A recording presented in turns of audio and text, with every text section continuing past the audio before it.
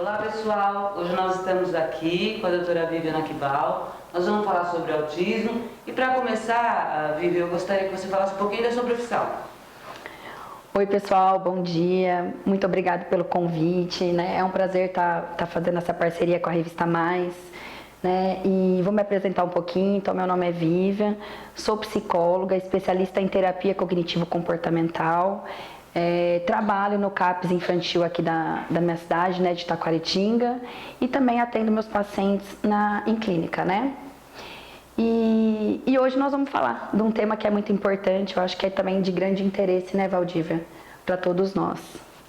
É importante a gente estar falando sobre o autismo. Hoje a gente percebe que tem muitos, né, nós temos muitos casos, não só em Taquaritinga, como no Brasil inteiro. Com certeza. E para começar, eu gostaria que você explicasse um pouquinho o que é o autismo. E quais são os sinais, os primeiros sinais para uma mãe perceber que está com um filho com algum probleminha nesse sentido?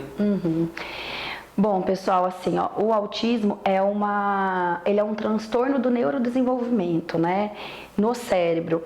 E geralmente esses primeiros sinais e sintomas, eles ocorrem desde o primeiro ano até o terceiro. A gente consegue ter as primeiras visões, né? A gente começa a perceber que aquela criança tem algo diferente. O que seria esse algo diferente, né? Que eu acho que é importante a gente ressaltar aqui. É uma criança que começa a não se interagir, ela não faz, dificilmente ela faz contato visual. Pelo fato dela não fazer esse contato visual, quando a gente chama, você pode observar, ela não ouve. Então a gente fica às vezes até na dúvida e tem que fazer um diagnóstico diferencial para ver se ela não tem nenhum probleminha de audição, porque pode ser que seja uma audição, né? Então ela tem uma seletividade alimentar. Crianças, geralmente, até 2 anos, já é para estar com o desenvolvimento da fala.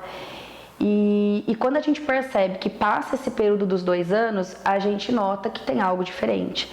Então, a fala, a dificuldade da linguagem, é um dos critérios também para a gente diagnosticar.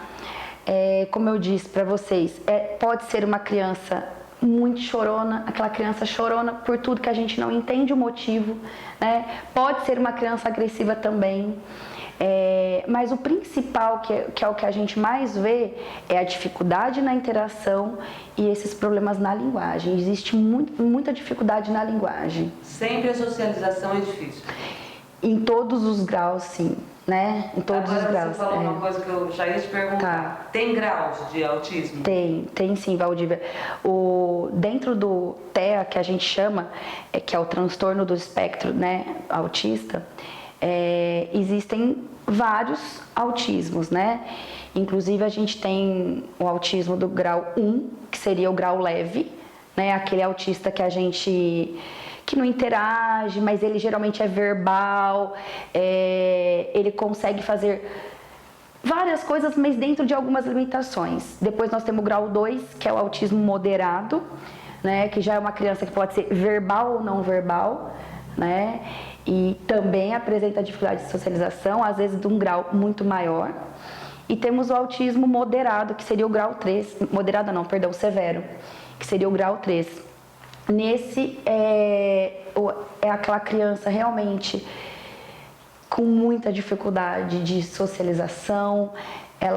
Muitas vezes ela é agressiva com ela mesma, ela é agressiva com as pessoas. E o cuidado e o manejo também requer muita atenção dos pais, dos profissionais, porque realmente é uma criança que precisa. E o diagnóstico pode ser feito, é importante que se faça em que idade? Logo no começo, que você percebe? Como é que a pessoa procura esse neuro? A partir do momento que ela percebe que a criança está diferente? Isso mesmo, essa é uma pergunta importante. A gente começa a perceber que essa criança tem esse algo diferente. Então, minha criança, as mães, a gente que atende muito, né, por experiência clínica, as mães falam para nós: nossa, meu filho tá diferente, meu filho não conversa, meu filho não se interage. E isso, assim, é nos primeiros momentos, é aquilo que eu te falei, de 1 aninho, né, aos 3 anos seria o momento principal, assim, para você já ter aquele start, sabe? De você falar, nossa, tem algo diferente e já procurar um profissional da área, de preferência um neuropediatra, né? Para fazer um diagnóstico. Porque o quanto antes a gente consegue fazer esse diagnóstico, a gente consegue estimular essa criança.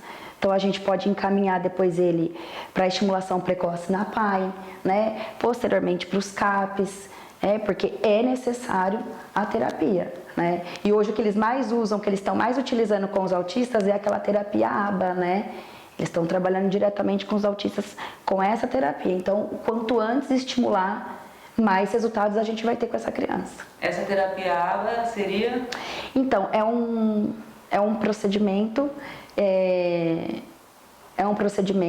que é feito com a criança para fazer, é uma intervenção, na verdade, é uma intervenção que é feita, você faz um curso, uma pós-graduação sobre isso, mas é algo bem interventivo, entendeu? Para você ensinar a criança de práticas assim, desde uma coordenação motora fina, trabalhar toda a parte de lateralidade, equilíbrio. Desde pegar um papel. Tudo. Valdívia, as crianças têm dificuldade de fazer esse movimento do rasgar, elas têm dificuldade de movimento de pinça. Então, dentro desse ABA é feito várias intervenções, é um procedimento muito complexo, tá? Legal. Ô, gente, agora nós vamos fazer um intervalinho rapidinho, daqui a pouquinho nós voltamos. Vem pro Super Giro, vem! E o Super Giro da Revista Mais está hoje aqui no Benja, no centro de Taquaritinga. Renata, tá chegando a hora, né? Tá chegando a hora, Márcio. Todos nós estamos muito felizes, muito contentes e fazendo todo o preparativo aí para Brasil da Sul. Uma loja nova do Benja está surgindo para você que é cliente do Benja em toda a região. É só chegar aqui, o atendimento é top, as promoções são sempre surpreendentes. E você... Sempre renova, a promoção tem sempre. Hoje nós não vamos falar de preço, nós não vamos falar de nada. Tem muita coisa bacana aqui no Benja e essa nova loja, um novo espaço que está surgindo para você. Nós vamos mostrar aqui dentro da Revista Mais também. O próximo vídeo nós vamos fazer lá já, né? Pessoal, se prepare. Estamos levantando várias promoções para quem tem estoque de alguns produtos, tá? Então vai estar com preço imperdível para estarmos organizando aí para a gente ir lá para a loja nova, tá? Então é isso aí. Fiquem atentos nas redes sociais aqui do Benja, tá tudo aí na tela. Também nas redes sociais do Super Giro, na Revista Mais. Tudo que for acontecer aqui no Benja, você vai conferir através das redes sociais. Márcio, espero todos vocês, pessoal, a data de inauguração, dia 9 de abril, iniciaremos às 8 horas, tá? Vai ter um coquetelzinho, uma coisa super legal, pessoal, vamos fazer um barulho, vai ser muito bacana, Márcio. É isso aí, anota na agendinha, 9 de abril, a partir das 8 horas da manhã, todo mundo lá no Benja, e é lógico que nós vamos falar, né, Renato? Com certeza. Perca tempo não, vem pra cá. Bem, gente, voltando com a doutora Vivian, nós vamos falar um pouquinho agora sobre a síndrome de Asperger, que acho que tem alguma relação. Eu queria que você explicasse o que é isso. Então, a síndrome de Asperger, ela está dentro do TEA, né? Que, como eu disse, é o transtorno do espectro. Ela está dentro do espectro, a gente usa dessa forma. Antigamente era tudo separado, né? Era síndrome de Asperger, autismo 1, autismo 2. Hoje, depois com essas modificações do DSM, eles englobaram tudo como transtorno do espectro autista. Então, tudo hoje tá englobado nesse. E a síndrome de Asperger, ela vem também dentro. O que seria? É um autista, tá, gente? Às vezes as pessoas falam, nossa, mas meu filho não é autista, é síndrome de Asperger. É a mesma coisa. Porém, tem alguns diferenciais.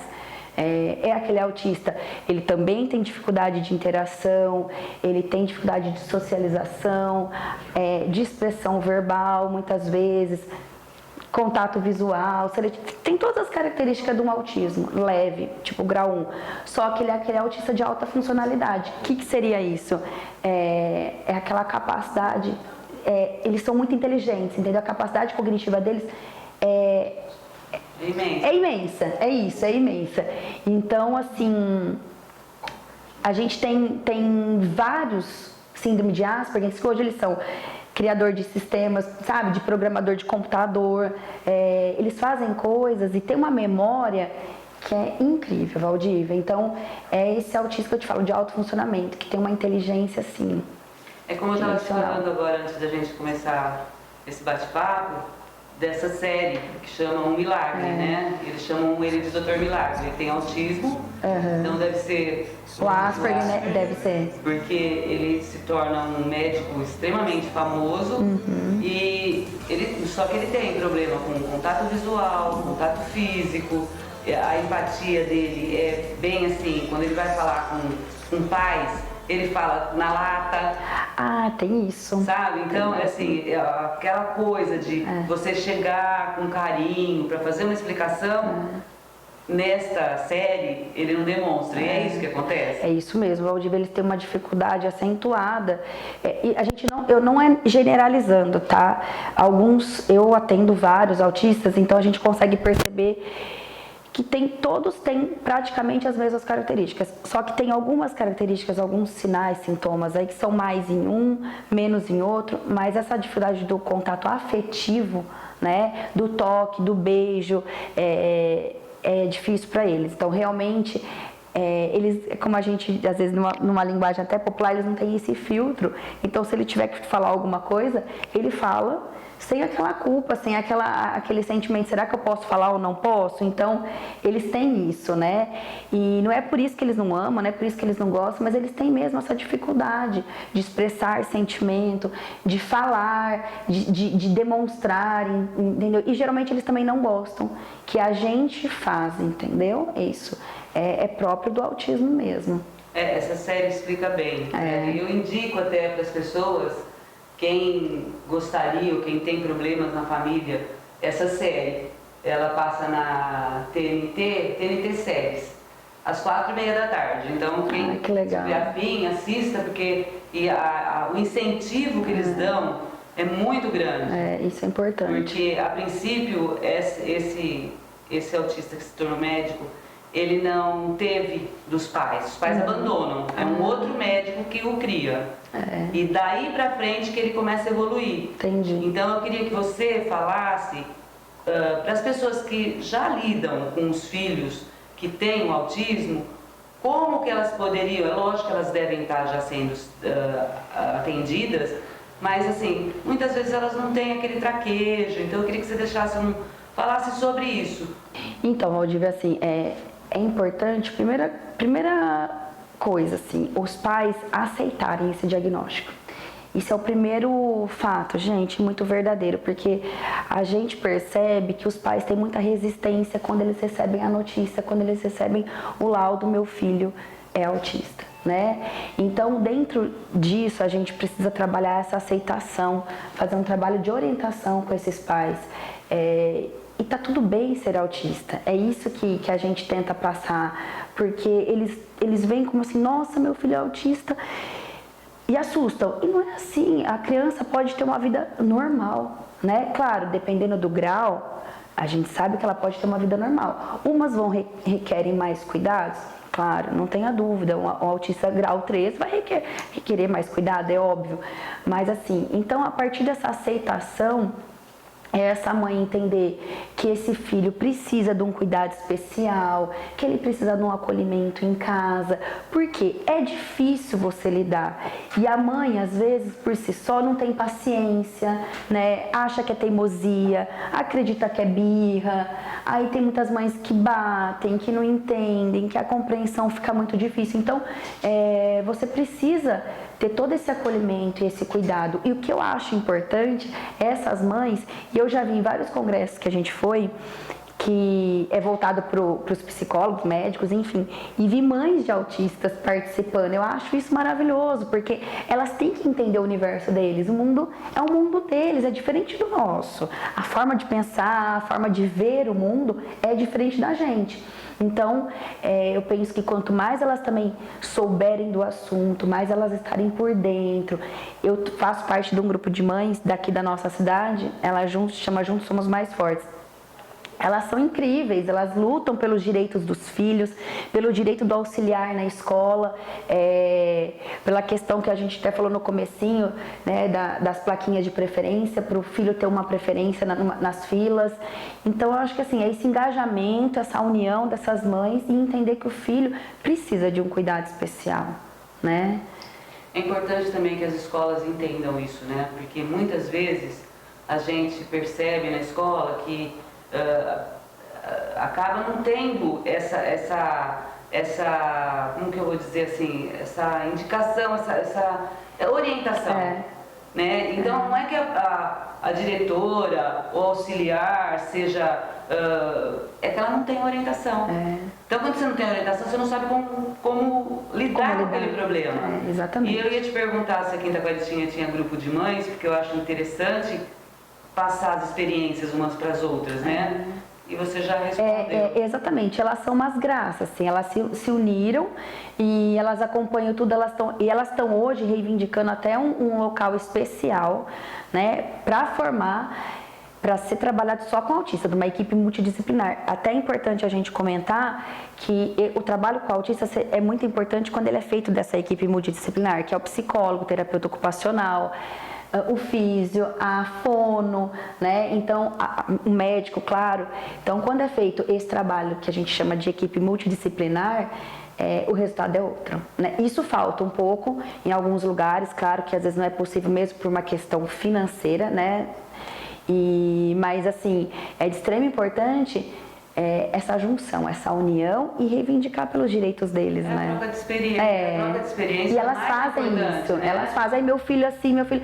Gente, assim, eu acompanho, que graça, assim, sabe? Elas estão muito unidas.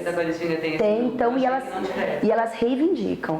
Elas estão, assim, o tempo inteiro, uma ajudando a outra. É bem bacana, viu, Valdívia? Eu admiro as mães.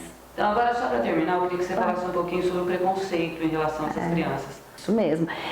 Então, por isso que nós temos agora, né, entrando em abril, que dia 2 de abril é o mês da conscientização mundial do autismo.